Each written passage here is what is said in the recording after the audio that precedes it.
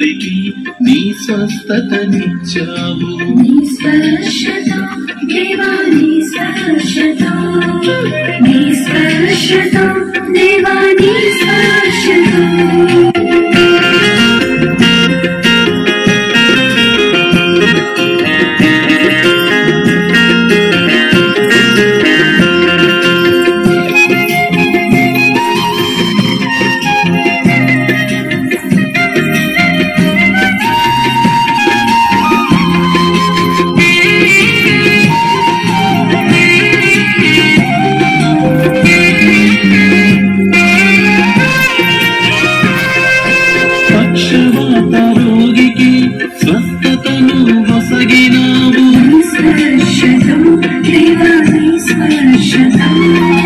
రక్తస్రావ రోగిని తాకి స్వస్థపరచావు.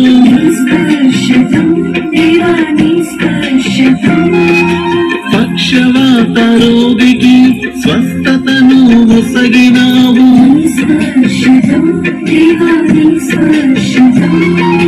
రక్తస్రావ రోగిని తాకి స్వస్థపరచావు.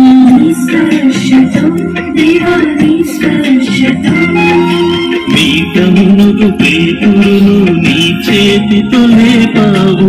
5,000 మందికి ఆహారమునిచ్చావు.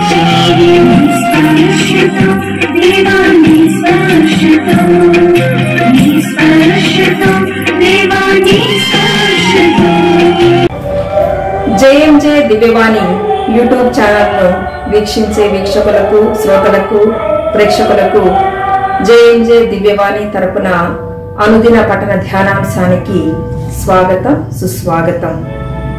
నేడు ప్రభువు మనకు ఇచ్చిన ధ్యానాంశం పునీత యోహాను గారు రాసిన సువార్త 5వ అధ్యాయము 1వ వచనం నుండి 16వ వచనం వరకు. కోనేటి వద్ద స్వస్థత. యూదుల పండగ ఒకటి వచ్చెను. ఆ సందర్భమున యేసు యెరూషలేమునకు వెళ్ళెను. యెరూషలేములో గొర్రెల వాకిలి వద్ద ఒక కోనేరు కలదు. దానిని హీబ్రూ భాషలో బెత్సెదా అందురు. దానికి 5 మండపములు ఉన్నవి. ఇచ్చట పెక్కుమంది, గుడ్డి, కుంటి, పక్షవాత రోగులు ఆ నీటి కదలికకై నిరీక్షించుచుండెడివారు. అప్పుడప్పుడు దేవదూత దిగివచ్చి ఆ కోనేటి నీటిని కదిలించును. నీరు కదలగానే మొదట అందులో దిగిన వారు ఎటువంటి వ్యాధి నుండి అయినను స్వస్థత పొందుదురు అని ప్రభువు నేటి ధ్యానాంశంలో చెబుచున్నారు. 38 ఏండ్ల నుండి వ్యాధి పీడితుడు ఒకడు అక్కడ ఉండెను. యేసు ఆ రోగిని చూచి వారు బహుకాలం నుండి అచట ఉన్నాడని గ్రహించి, నీవు స్వస్థత పొందుటకు కోరుచున్నావా అని అతనిని అడిగెను. అందుకతడు, అయ్యా, నీరు కదిలినప్పుడు నన్ను ఆ కోనేటిలో దించువాడు ఎవడనూ లేడు. నేను వెళ్ళబోసరికి మరి ఒకడు నాకంటే ముందు దిగుచున్నాడు అని చెప్పెను. లెమ్ము, నీ పడకను ఎత్తుకుని నడువు అని యేసు తనతో చెప్పెను. నేటి ధ్యానాంశంలో మన జీవితంలో ఎదురయ్యే శారీరక హింసలు, మానసిక రుగ్మతలు, అనారోగ్యం, అశాంతి, ఆందోళన, కుటుంబ కలహాలు, సాంఘిక పరమైన ఒడిదుడుకులు వలన మనం ఎంతగానో కృషించిపోతూ ఉన్నాం. వీటి ద్వారా జీవితం యొక్క లక్ష్యం దుర్భరమవుతుంది. ఆయా పరిస్థితులు మనకు ఎంతగానో కృంగదీస్తూ ఉన్నాయి. ఇవన్నీ మన సంతోషదాయక జీవితానికి ప్రతిబంధకాలుగా అనిపించిన కొన్నిసార్లు అన్నీ కూడా మనకి మేలునే చేస్తూ ఉంటాయి. ఎందుకంటే ఇటువంటి పరిస్థితులు మనల్ని చుట్టుముట్టినప్పుడు మనము దేవుని యొక్క లోకాన్ని తెలుసుకుని అతన్ని ప్రేమిస్తూ దగ్గర కావటానికి, ముందంజ వేయటానికి ఇవన్నీ అవకాశాలు. నేటి సువార్త పఠనంలో ఆ గుడ్డివానికి ఇదే పరిస్థితి ఎదురైంది. నీరు కదిలినప్పుడు అనారోగ్యంతో ఉన్న ప్రతి ఒక్కరు కూడా దిగాలని, కోనేరులో దిగి స్వస్థత పొందాలని ఎన్నోసార్లు ప్రయత్నించాడు. 38 ఏళ్ల సంవత్సరాల నుండి ఒక వ్యక్తి అక్కడ. కానీ అతనికి ఎవరు కూడా తోడ్పడే వారి ప్రయత్నం ముందంజ వేయలేదు. తనకి అన్ని ప్రయత్నాలు కూడా విఫలమైనాయి. ఎప్పుడైతే యేసు ప్రభువు ఆ కోనేరు వద్దకు వచ్చారో ఆ గుడ్డివాడు యేసు ప్రభువుని కలుసుకొని ఈ ఒక అవకాశం వచ్చినందుకు సంతోషించాడు.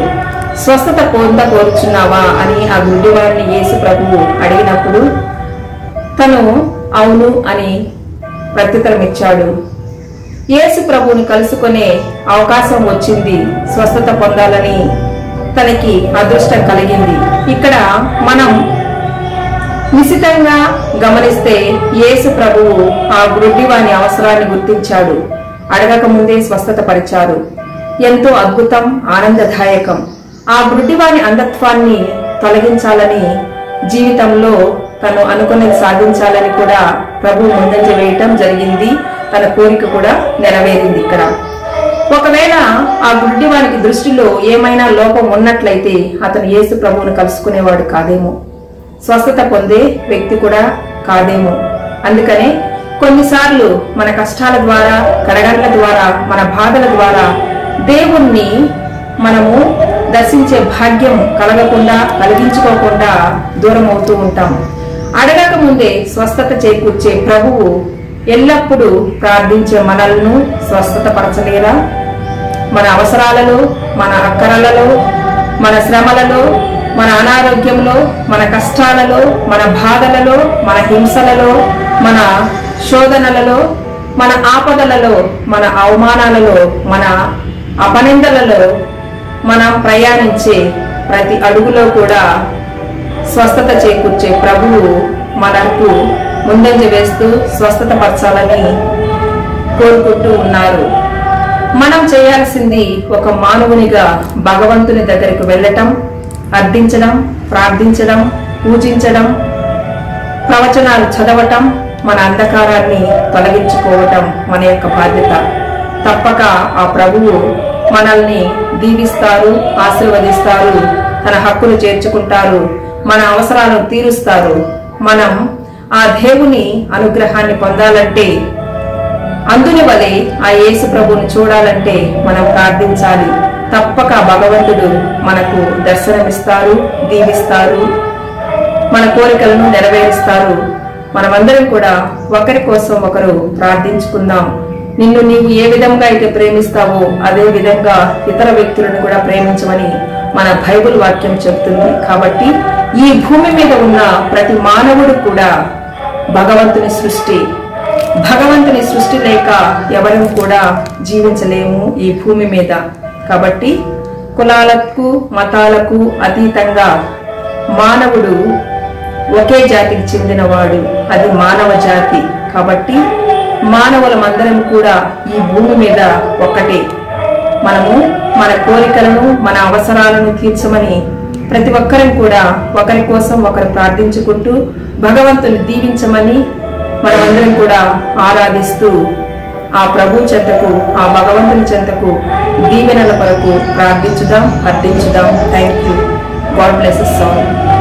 A reading from the Holy Gospel according to St. John, chapter 5, verses 1 to 16. There was a feast of the Jews, and Jesus went up to Jerusalem. Now there is in Jerusalem by the sheep gate a pool, in Aramaic called Bethsaida, which has 5 roofed colonnades.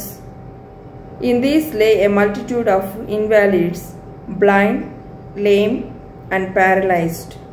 One man was there who had been an invalid for 38 years.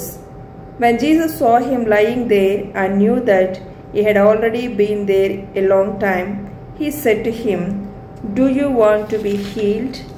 The sick man answered him, "Sir, I have no one to put me into the pool when the water is stirred up, and while I am going another steps down before me."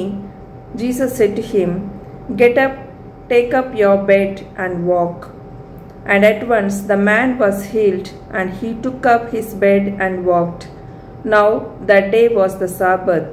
So the Jews said to the man who had been healed, "It is the Sabbath, and it is not lawful for you to take up your bed."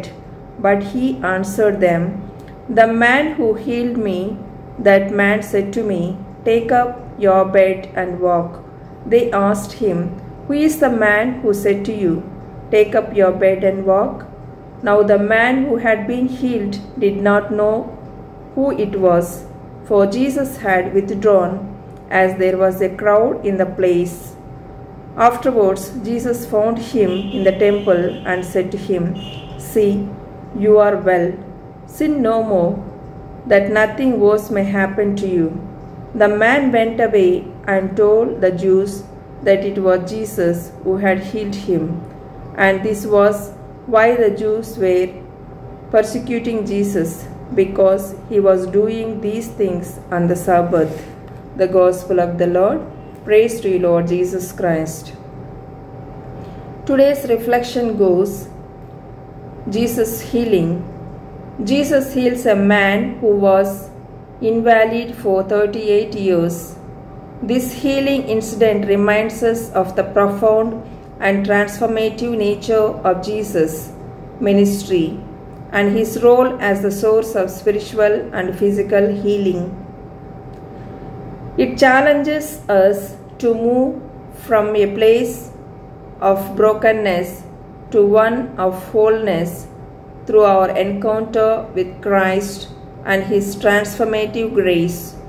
The incident serves as a powerful symbol of spiritual healing by illustrating the disabled man's condition as a symbol of humanity's spiritual brokenness. The pool of Bethesda is a symbol of worldly attempts to find spiritual relief. Jesus is the divine healer, offering grace and salvation.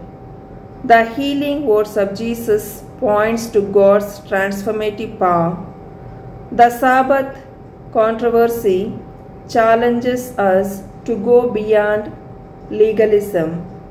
The man's faith and response show the steps involved in spiritual renewal.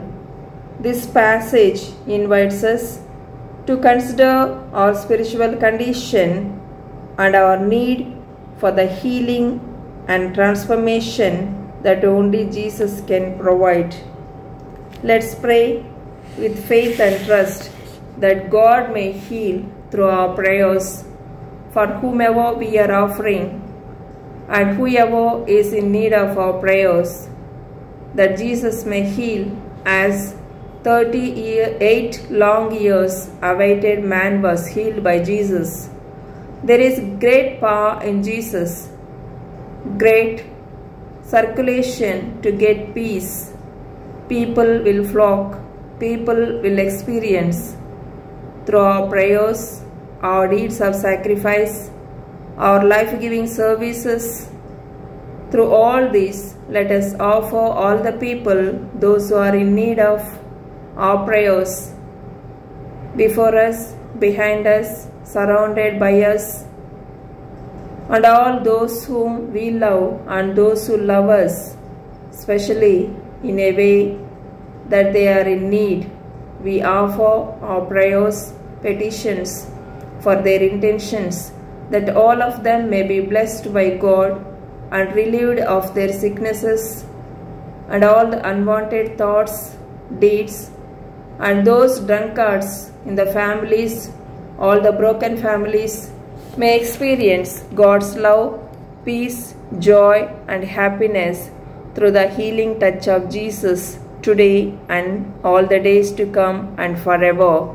Let us offer and continue our prayers for all of them as we pray like this blind man to have the healing touch of Jesus towards all the people, and especially to bless our congregation, the Bangalore province, where we are spreading the word of God through media, that those who look up, those who listen, those who follow the word of God may experience the healing power and touch of Jesus for all our sacrifices, for the hard work that we do through our prayers. May they be remembered forever, and pray for others and for one another today in a special way through the reflection of blind man, the topic Jesus has given to us.